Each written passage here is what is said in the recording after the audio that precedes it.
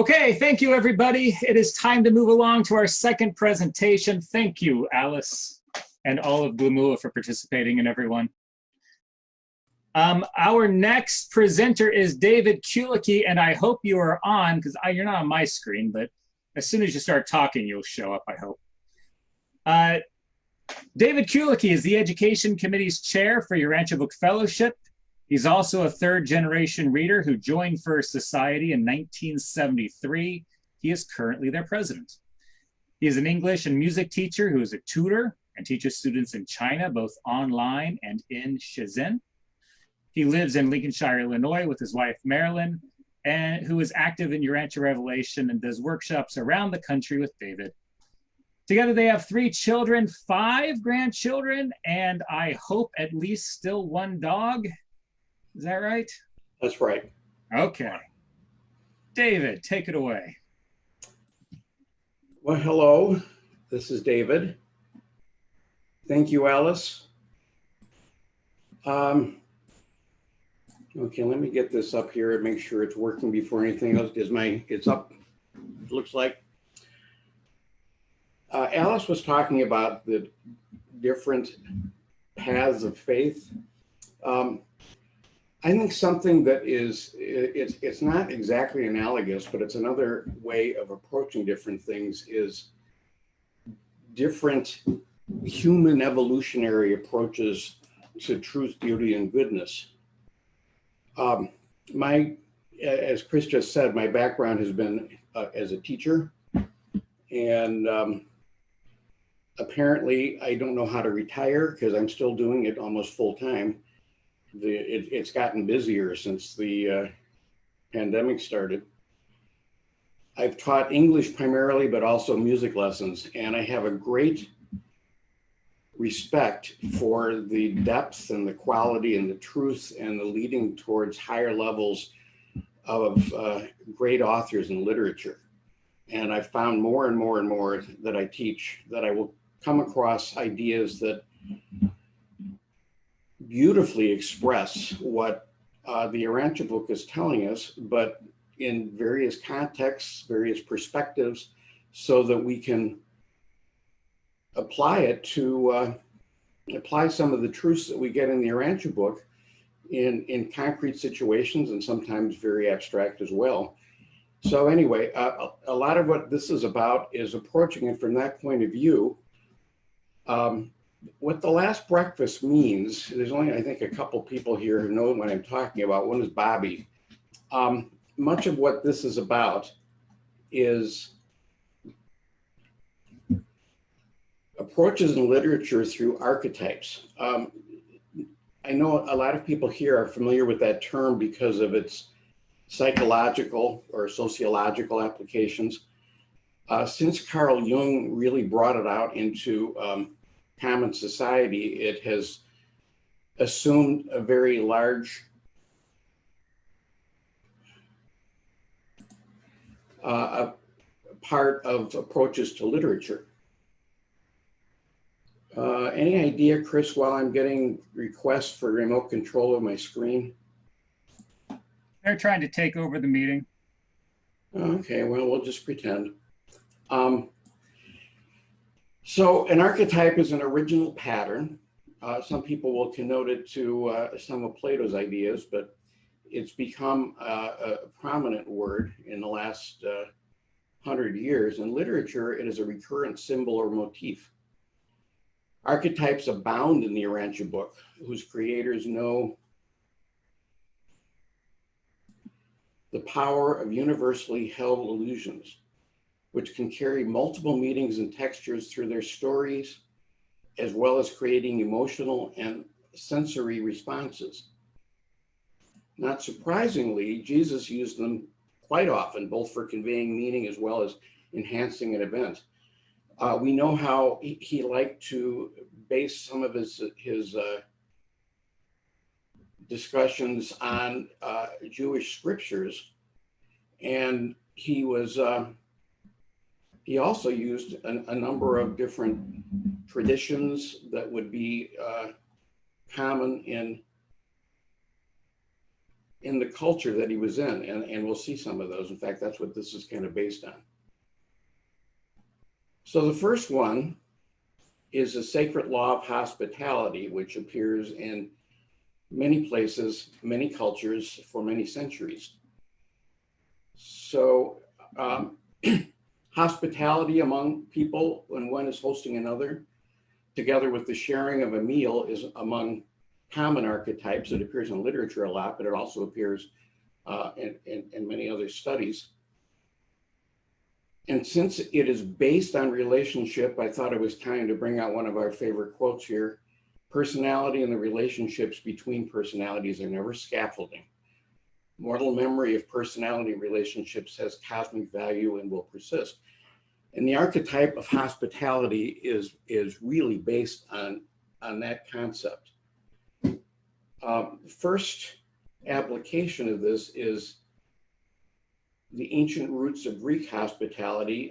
So Emily, I was hoping you'd be here. Emily Dean is very active in the Greek translation that's going on, which I've always assumed meant that she can speak Greek.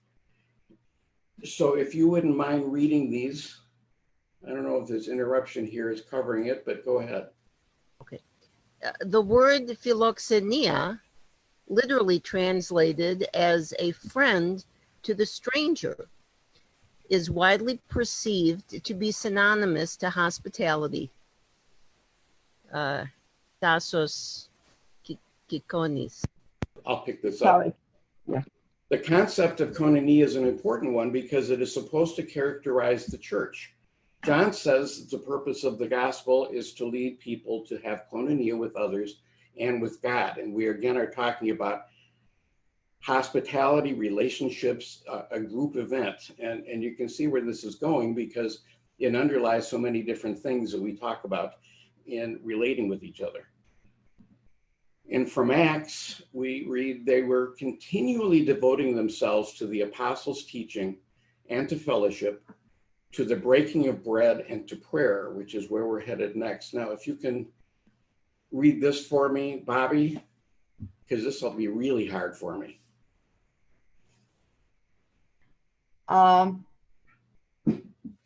Yeah, okay. In Judaism, showing hospitality, haknasat orchim, to guests is considered a mitzvah. I'll say a mitzvah is a blessing for those of you who don't know. I don't know if that's Hebrew or Yiddish, but a mitzvah is a blessing. When one knows of strangers who are hungry or need a place to relax, it becomes a legal obligation. Some rabbis consider hach asat orchim, literally the bringing in of strangers, to be a part of gemulut chasadim, giving of love, loving kindness. I can't see the rest. I'm sorry. That's all that's there. Okay. Thank you. You really didn't want me to take on the pronunciation that Bobby did so well. I try to have her in the room whenever I perform. It was a wonderful gesture on your part, Bobby. So again, an ancient culture that has this long-standing tradition and convention of bringing people together, whether strangers or friends, and basing much of what the culture is on that kind of interaction between people. Now, I first looked for other cultures to show this, but I thought it would be better to do it here. This shows up as a underlying principle in all sorts of stories. So I went after movies here, but would somebody like to read this page for me?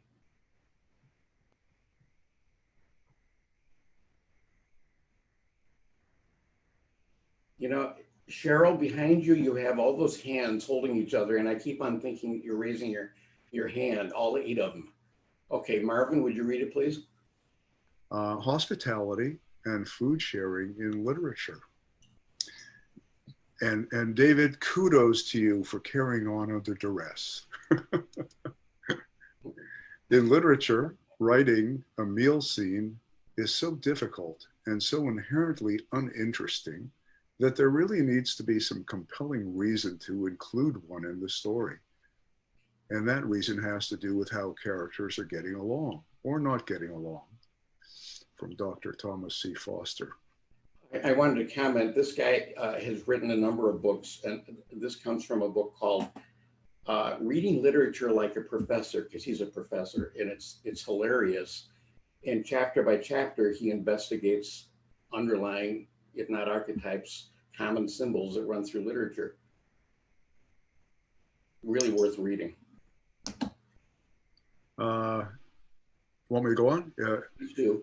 Yeah, Immanuel Kant in Perpetual Peace invokes hospitality as one of the few ways to achieve perpetual peace among nations. From Puspa El Damai. And lastly, writers use food and eating to symbolize cultural issues of acceptance, resistance, and preservation of culture, as well as symbols of memory, emotions, narrative history, relationships, power, and consumption. So three strong examples. You have Alice in Wonderland with the Tea Party, which is a plot pusher forward. Tom Jones, this is a very sensuous scene if you've ever seen the movie. It was pre-New Hollywood lack of limitations. So he used it as a way to getting sensuality across when he couldn't do it otherwise. The director did. But it's in the book too. And then, I mean, guess who's coming to dinner? It's hard to argue because the word dinner's there. The only thing I disagree with Thomas Foster is that almost every novel that you read is going to have a critical scene that takes place over sharing meals.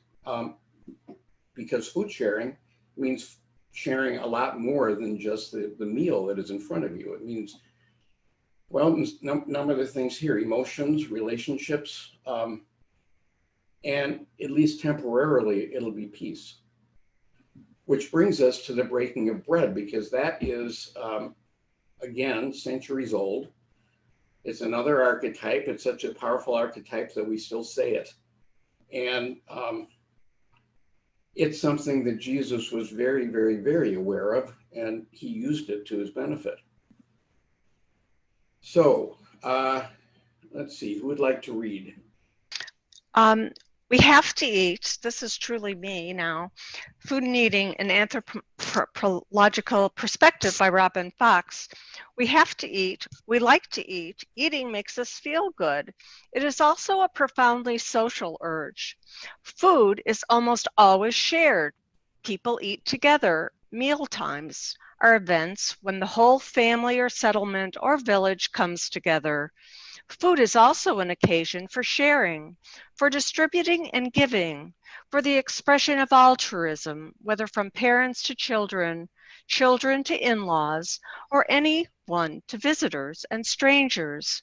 Food is the most important thing a mother gives a child.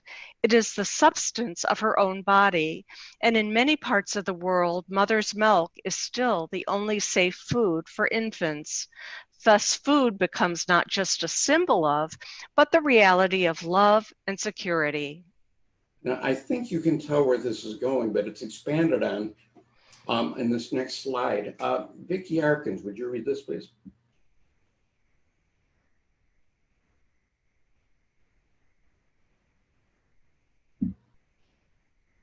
Okay. The term breaking bread goes back many centuries and crosses many cultures and religions. It's a shared term for coming together in meal and friendship. The term still applies today. We enjoy breaking bread and telling stories, restoring friendships and creating new ones. It's not surprising that bread breaking is a touchstone religious practice. For instance, it's part of Jewish tradition. 2,000 years ago, a Jewish rabbi chose it as a way for his followers to remember their unity. Our lives are about more than ourselves. So before I go to the next slide, just think of some of the concepts, the values that have been reinforced through the idea of first hospitality and sharing, and then having meals together, and then more specifically breaking bread, which in and of itself means more than just the literal term breaking bread. We have unity, as mentioned here, friendships, creating new friendships, peace, security, safety, sharing. And before I go on, you might want to just think a little bit about how often in Jesus' life he did things over meals, including the two last ones. I just kind of like this when I ran across it. The original meaning behind the word company meant a group of workers related by the spirit of breaking bread together at meals, which I thought took the same idea and showed you can go down different avenues. All right, so we've kind of drilled down more closely into different things of eating.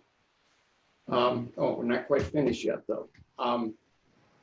Paul, you still having technical issues?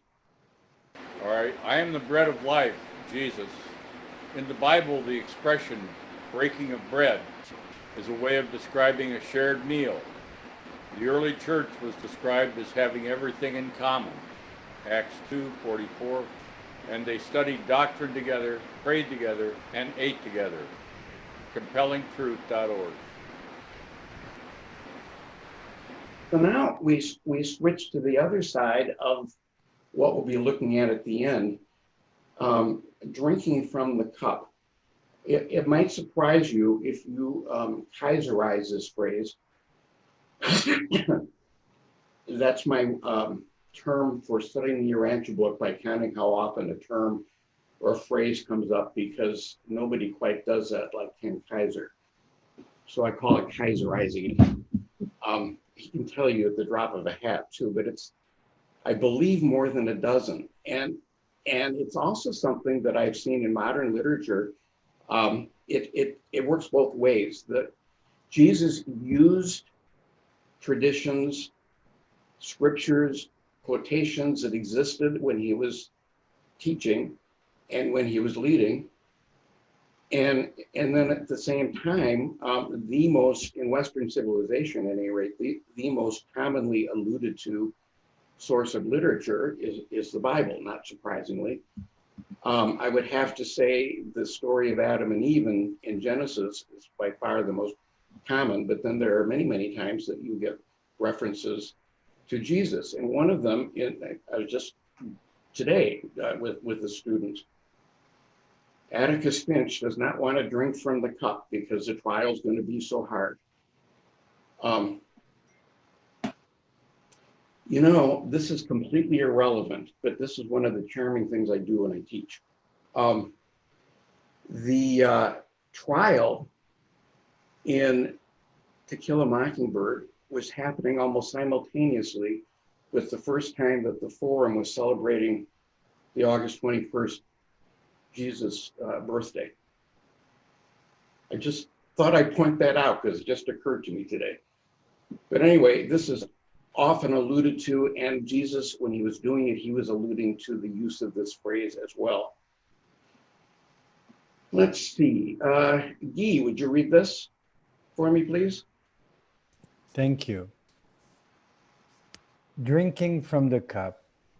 Jesus uses the metaphor of drinking from the cup several times throughout his story in the Urantia book as a way of enhancing the idea of having an experience, perhaps most notably in Gethsemane the night before his crucifixion.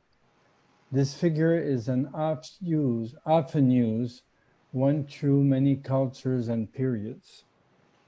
And it seems to generally focus on the idea of experience, but not always a negative one. Mostly a negative one, I think, but not always. Let's see. David Henry, how would you like to read? Jesus was consistently cheerful. Notwithstanding, he sometimes drank deeply the cup of human sorrow. He fearlessly faced the realities of existence. The apostles all sensed that something out of the ordinary was transpiring as they drank of this cup of blessing in profound reverence and perfect silence. The old Passovers commemorated the emergence of their fathers from a state of racial slavery. When bestowal sons are not put to death by violence, they voluntarily relinquish their lives and pass through the portals of death, not to satisfy the demands of stern justice or divine wrath, but rather to complete the bestowal, to drink the cup.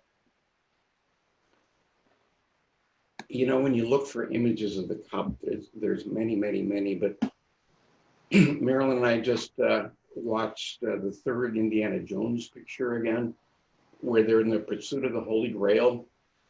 And Indy quite rightly chooses the one that looks like it's just a plain cup that a carpenter from Nazareth would choose. So I thought this was pretty good. But by the way, there's another example of why this is such a powerful image. It carries things. It holds things. It means something to us. And the story of the cup of Jesus, you know, has just found its way into all sorts of modern stories, not the least of which is the King Arthur legend, which leads us to what might be in the cup. And not this one, though. This is wine, but the water of life. I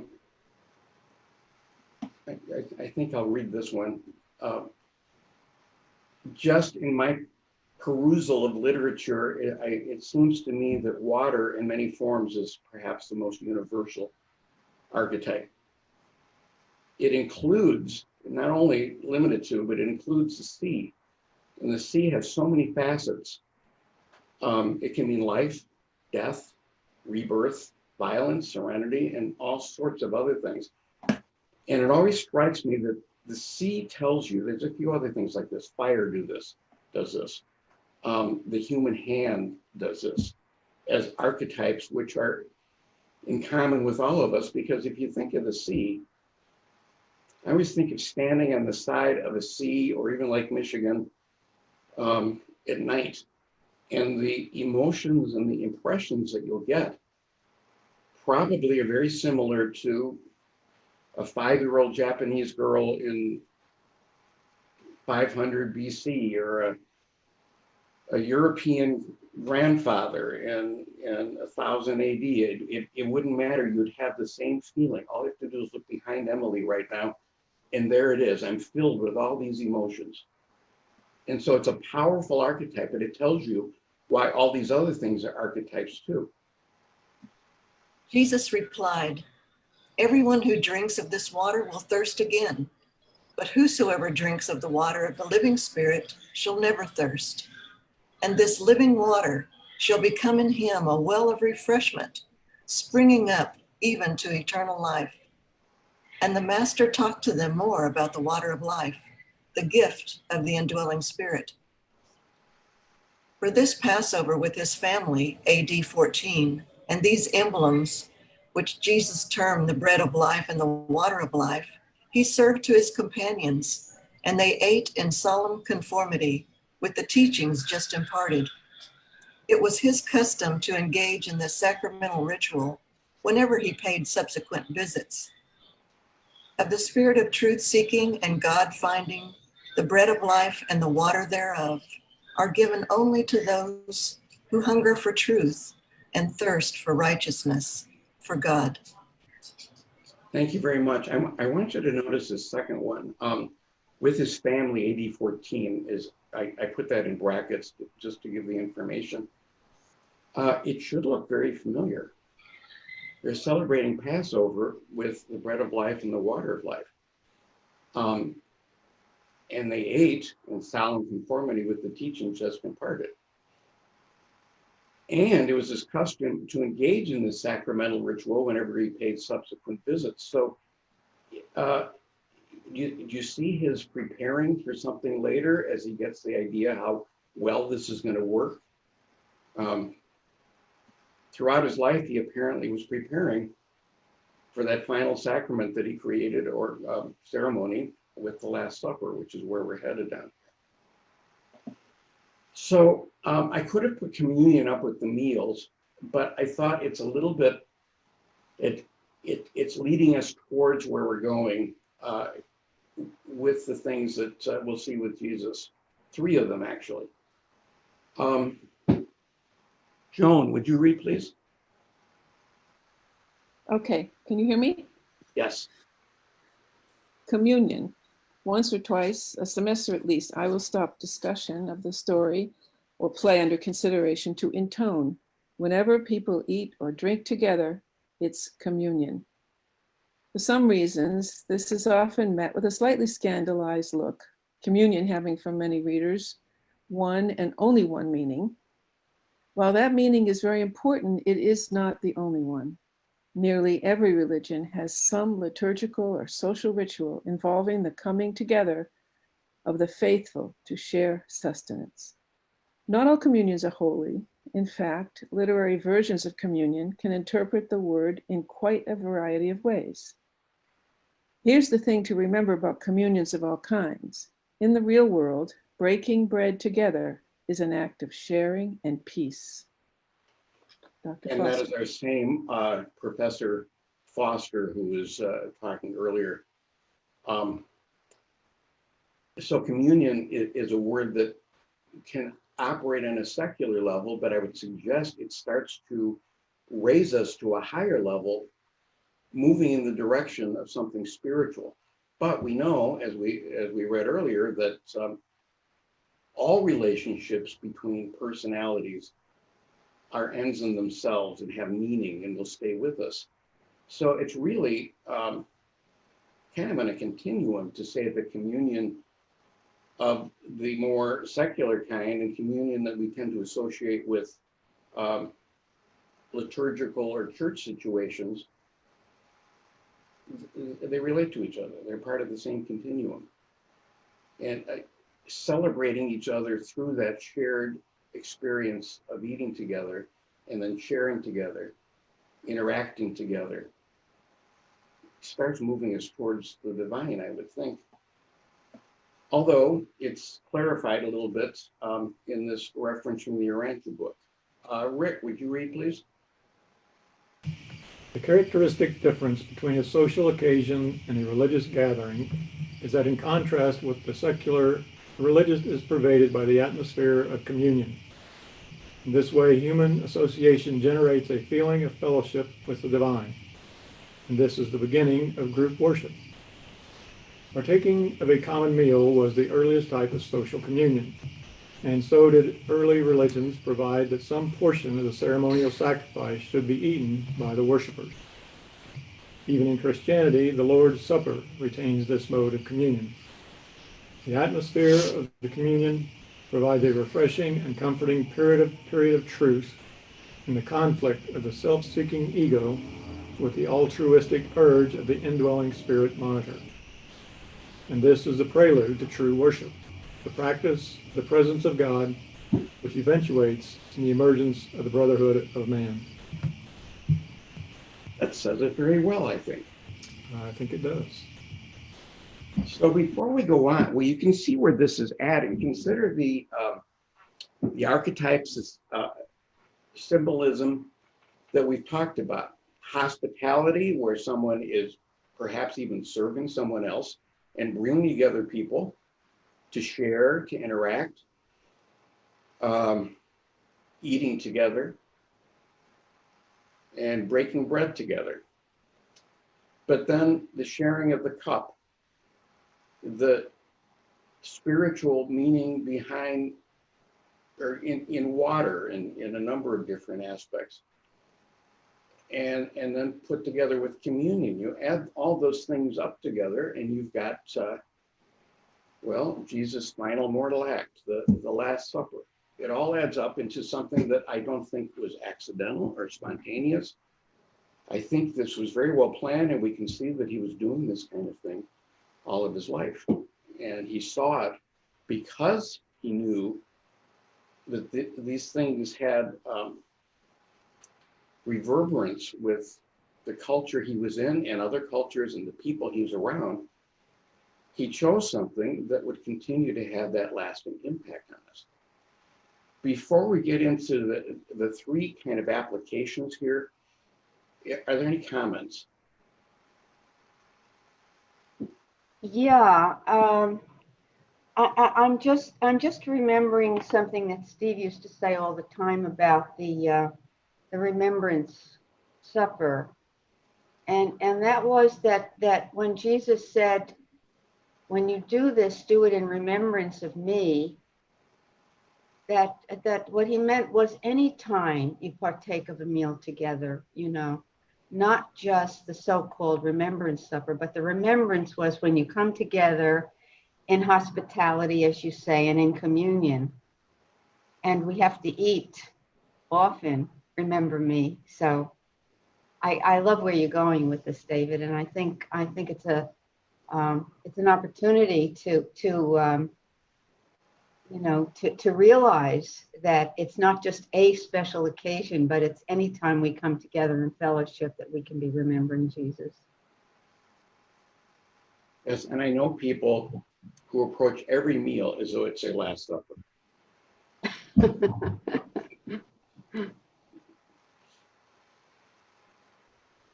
Other comments? My wife just yelled up to me as to how much time I had, but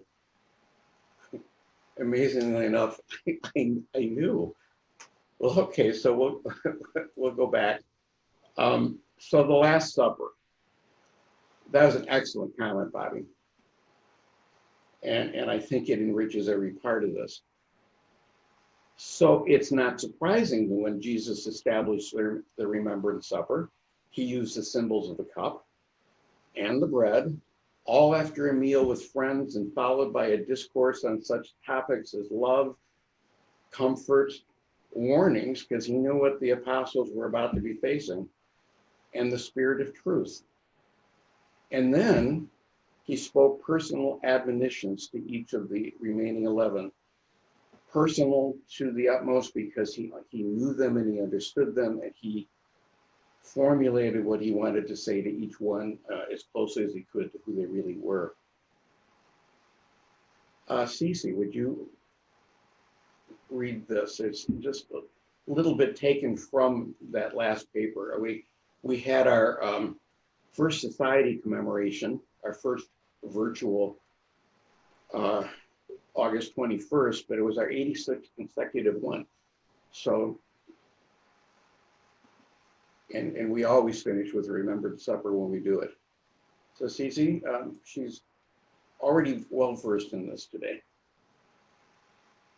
In instituting this remembrance supper, the master, as was always his habit, resorted to parables and symbols.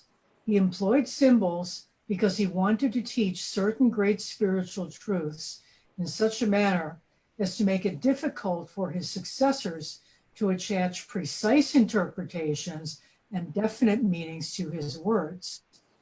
In this way, he sought to prevent successive generations from crystallizing his teaching and binding down his spiritual meanings by the dead chains of tradition and dogma.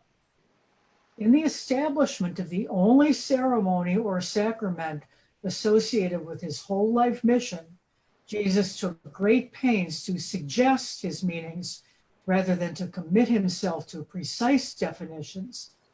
He did not wish to destroy the individual's concept of divine communion by establishing a precise form. Neither did he desire to limit the believer's spiritual imagination by formally cramping it. He rather sought to set man's reborn soul free upon the joyous wings of a new and living spiritual liberty. The latter part of this paragraph sounds very similar to explanations for his choice to use parables later on in his teachings. Many of the same reasons, but notice the use of parables, symbols, even archetypes, and all sorts of things that not only allow for interpretation, but almost demand it. And that's another reason for doing this sort of thing. It takes the second paragraph of the foreword of the Urantia book to guarantee that the Urantia book cannot be read in a fundamentalistic way. It can't be read literally because the authors, the Divine Counselor tells us, you know, we're using the English language.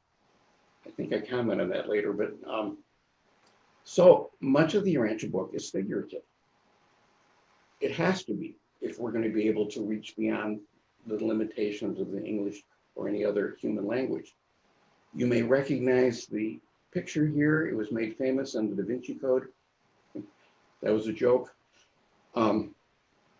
More from this paper. Raphael, would you like to read? When Jesus had thus established the supper of the remembrance, he said to the 11, "And as often as you do this, do it in remembrance of me. And when you do remember me, first look back upon my life in the flesh. Recall that I was once with you, and then by faith discern that you shall all sometimes sup with me in the Father's eternal kingdom. This is the new Passover which I leave with you, even the memory of my bestowal life, the word of eternal truth, and of my love for you, the outpouring of my spirit of truth upon all flesh." Thank you. You know, our daughter is married to a Macias. I wonder if there's any connection somewhere down the line. Her married name is Macias. This particular picture I chose for two reasons. One is that they look so happy, and that's what you should look, even if it is the Last Supper, when you're supping together. There is an error here. There's 12 of them, and there shouldn't be 12, but that's okay.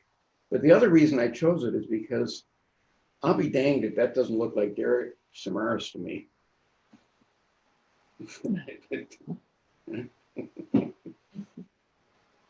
Now, this is very interesting to me. It's also not surprising that Jesus reached into the same set of archetypes, when he, well, I have to go back and fix that, created the believer's prayer. For a long time, I'd wonder why didn't you change the word in this part? Well, take a look. What I bolded and made bigger. We're going to read this all together at the end. I thought it'd be a nice way to close since it nails down what we're saying. Give us this day our bread for tomorrow. Refresh our souls with the water of life. Some of the same imagery, some of the same symbols, certainly not an accident. Now, the last breakfast. Bobby knows what this means. Marilyn knows what it, Cece knows, Paul knows. Well, I'll just read it and tell you. The Last Supper was the last meal that Jesus shared as a mortal, but it was not the last meal he shared, except for the eating part, on Urantia with the apostles. His 13th appearance as a Urantia being occurred on Friday morning, April 21st. And this is where he met the apostles on the shores of the Sea of Galilee. So let's read this and then we'll talk about how this fits in. Very symmetrical. It fits in beautifully and it reinforces everything we're saying. Anybody want to read? There it goes. Okay. About 6 o'clock Friday morning, April 21st, the Urantia master made his 13th appearance, the first in Galilee, to the 10 apostles as their boat drew near the shore, close to the usual landing place at Bethsaida. As they neared the shore, they saw someone on the beach near the boat landing, standing by a fire. At first, they thought it was John Mark who had come down to welcome them back from their catch. But as they grew nearer the shore, they saw they were mistaken. The man was too tall for John. Now, John Zebedee was quick of perception, and when he saw the heavy laden net, he perceived it was the master who had spoken to them. When this thought came into his mind, he leaned over and whispered to Peter, "It is the master." Peter was ever a man of thoughtless action and impetuous devotion. So when John whispered this in his ear, he quickly arose and cast himself into the water that he might the sooner reach the master's side. His brethren came up close behind him, having come ashore in the small boat, hauling the net of fishes after them. What would any story about Jesus and the apostles be without at least one mention of Peter being impulsive?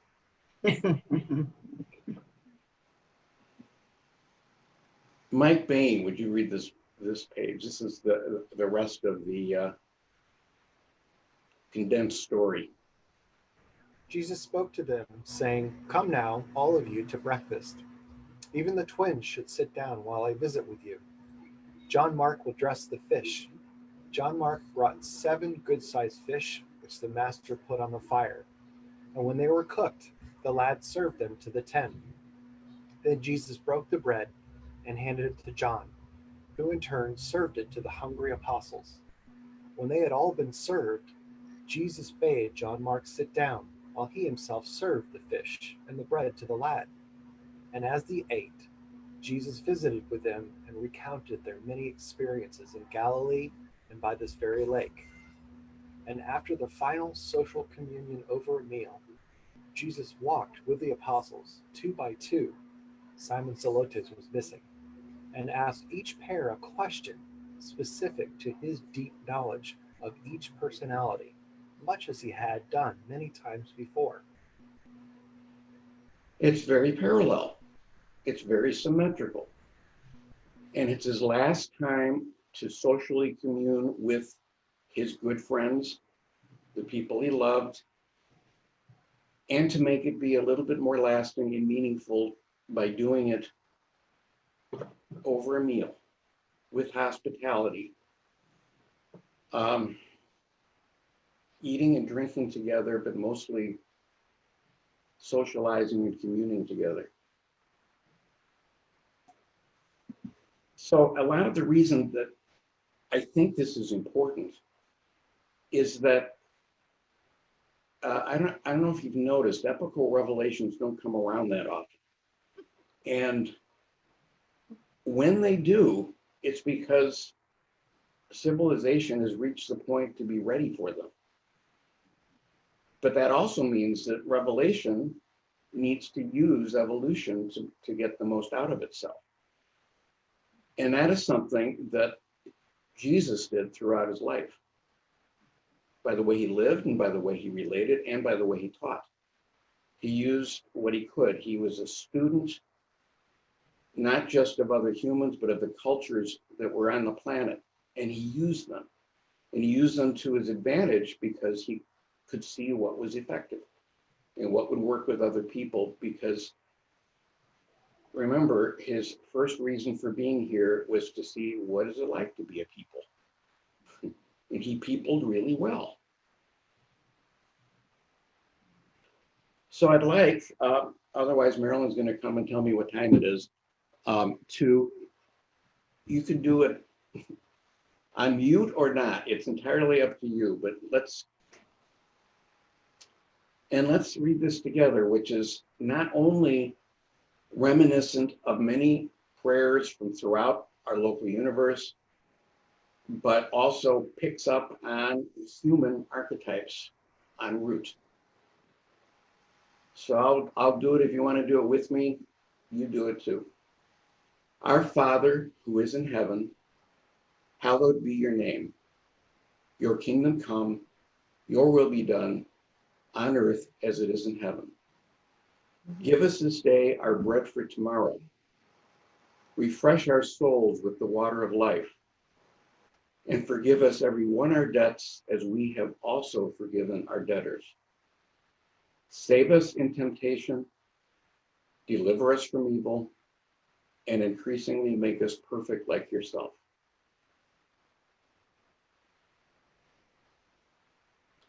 Thank you all very much, everybody who read and everybody who had comments to make that weren't obscene.